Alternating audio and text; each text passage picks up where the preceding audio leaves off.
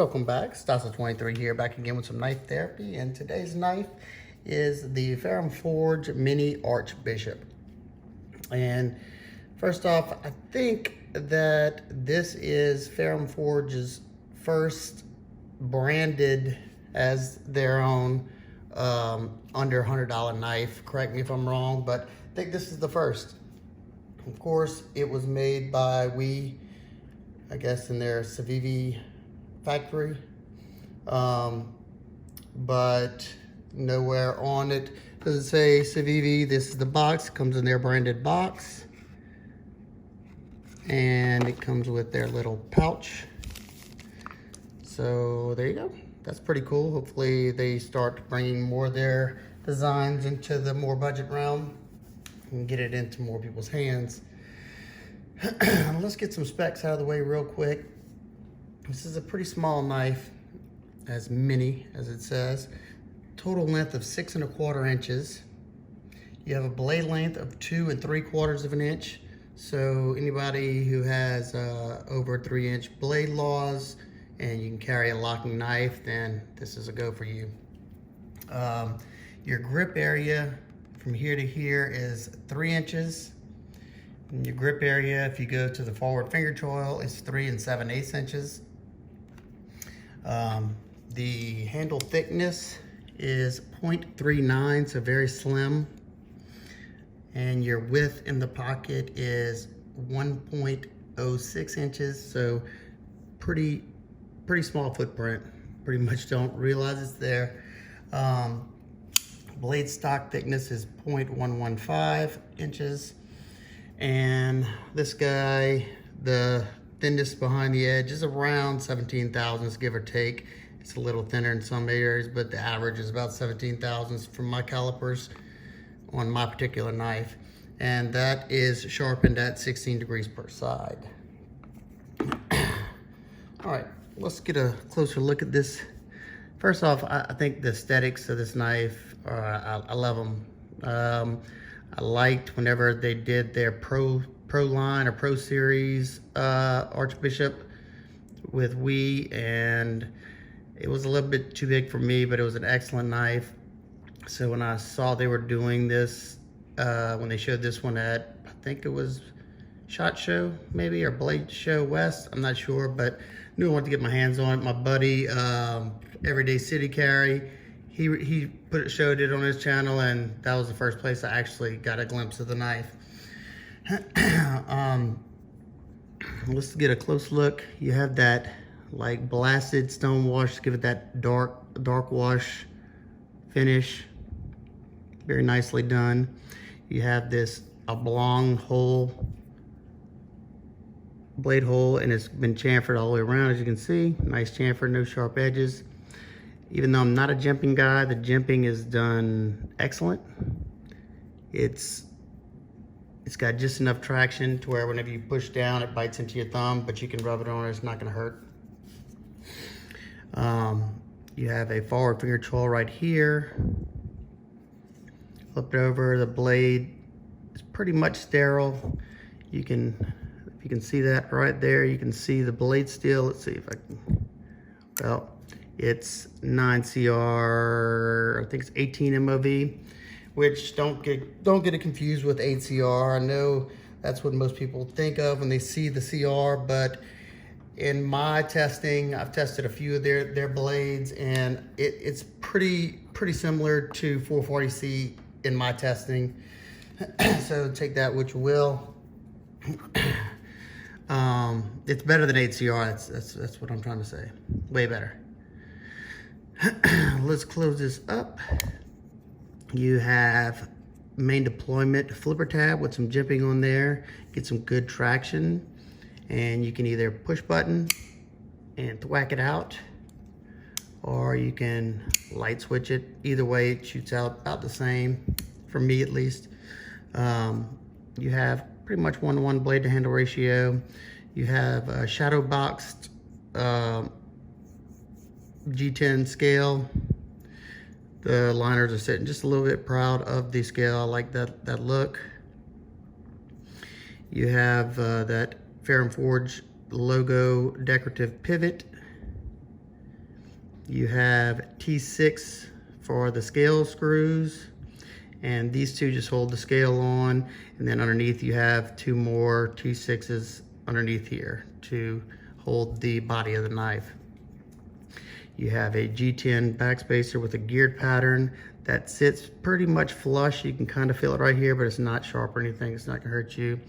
And you have about 3/4 of the blade showing in the closed position. Can't come in contact with that blade. It's buried far enough in there. Flip it over, you do have a deep carry, tip up right hand only pocket clip. Sorry about that, lefties, I didn't make the knife. You have T8 for the pivot. You have, it's riding on ceramic bearings, and I think it's a stainless detent ball.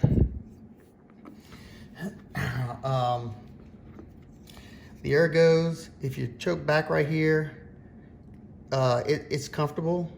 If you're only cutting, you know, cardboard and things in that nature, you're fine right here if you want to do this, but then you're coming in contact with this choil area and you catch up on there. So in this grip, it's really comfortable. I got a lot of control.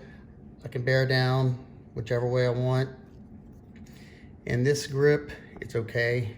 And I guess if you want to do that, you could. Your tip is pretty nice. You have a nice precise tip right there. Your lockup is, I guess 40% is my guess. You take it what you will. The lock disengagement, the liner sits a little bit proud of the show side scale, so you can disengage it. You can also use this hole to spotty flick it, or in order for me to slow roll it, I have to pinch it with both fingers and then open it, just because the detent's pretty stout on mine, as you can see. Let's see. Yeah, you can, if you're intentional, you can flick it out that way, but spotty flicks my probably go-to, and then, you know, clipper deployment as they set it up. Let's get some quick size comparisons. You have the Boker FR. These two are probably the closest in size for all the ones I'm going to show you. The FR is just a tad bit longer, but not by much. And then here's the Spyderco Dragonfly, which is a pretty small knife, and the Dragonfly is a good bit smaller. You have about the same grip area as you do in the FR. They feel pretty similar in hand. Let's see.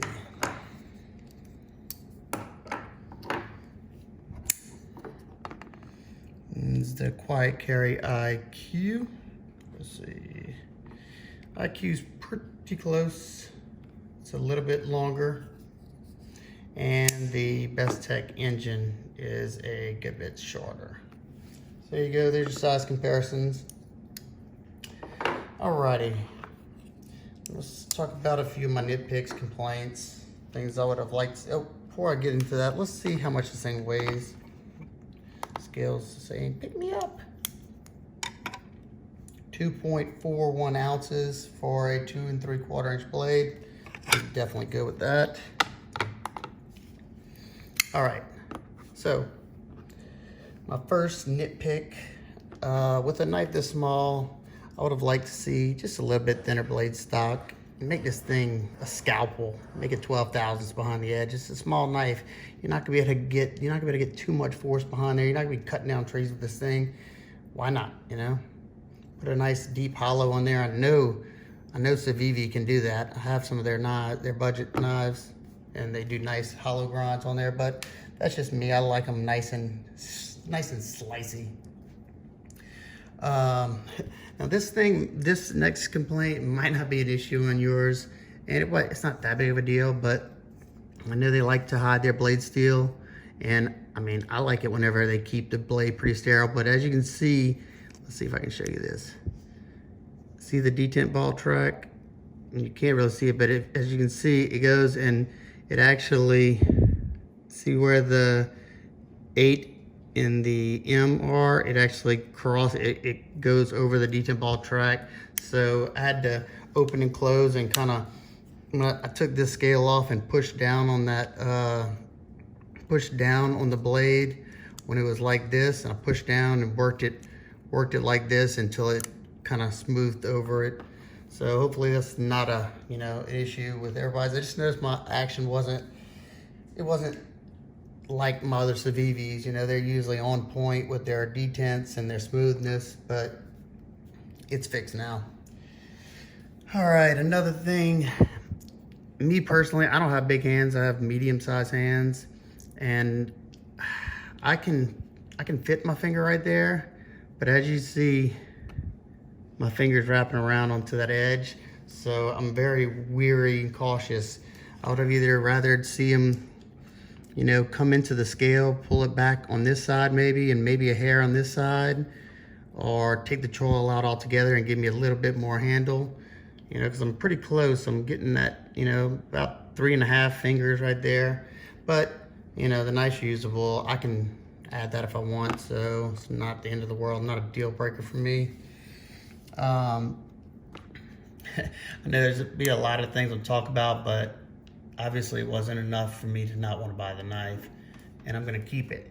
So my pocket clip, I do like that they countersunk the screw right there, but my pocket clip came extremely tight, very tight out of box. So I remedied that. I unscrewed it, flipped the clip that way, and then sprung it up some, and now it fits great. Let's see, I can try to show you all this.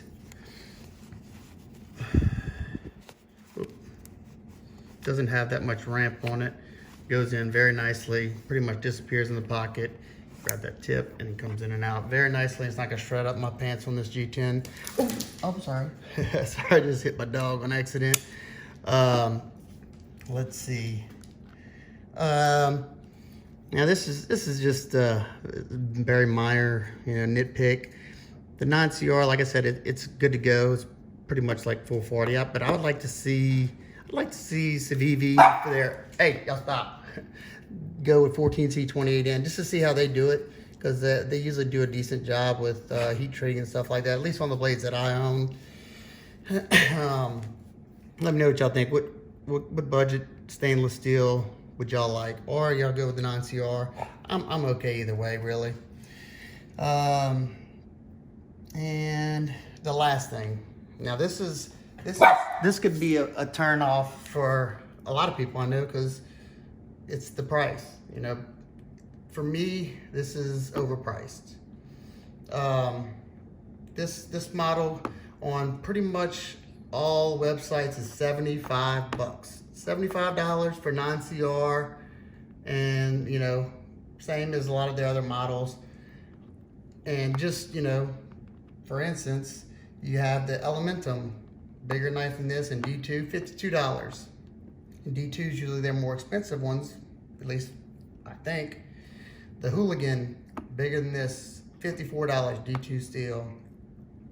Now I will say, okay, it's branded by Ferrum Forge, and it's coming with their, it's their custom design that they're putting out there. But the Civivi McKenna, that's a Elijah Isham design. That one's in D2, and that one's $68.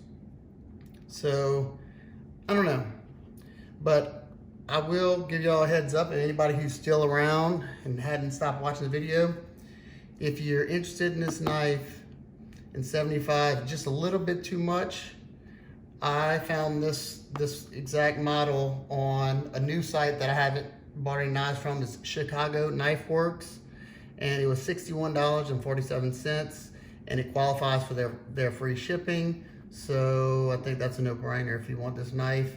Now I think whenever I bought it, they only had the black. I'm perfectly fine with that. I think they have like a tan and a green one, and then they have an exclusive one with carbon fiber that they're selling on their site, Ferrum Forge. But I definitely didn't. It's like 98 bucks or something like that. I think that was outrageous. So let me know what y'all think. Y'all think the price is right, or if you think it's overpriced, what do you think price should be. I think $68, you know, just like the McKenna would have been okay, you know, but that's with D2, so I don't know. I scratched my head, but I still pulled the trigger on it because I want to check it out, and it'll probably stay around the collection. If you own this knife, let me know if any of the nitpicks I talked about were problems for you. Especially, let me know if your detent track crosses through into the lettering from the blade steel. I just want to know if it was just my knife. Probably just mine. That's my luck. If you have any questions, comments, concerns, please leave them down below. If you like this video and you enjoy my content, please give me a big thumbs up so I know that. And if you're not already, please hit that subscribe button. I try to do giveaways here and there. You don't want to miss any of the content. Hope everybody's having an absolute wonderful day, and I'll see you on the next one. Peace.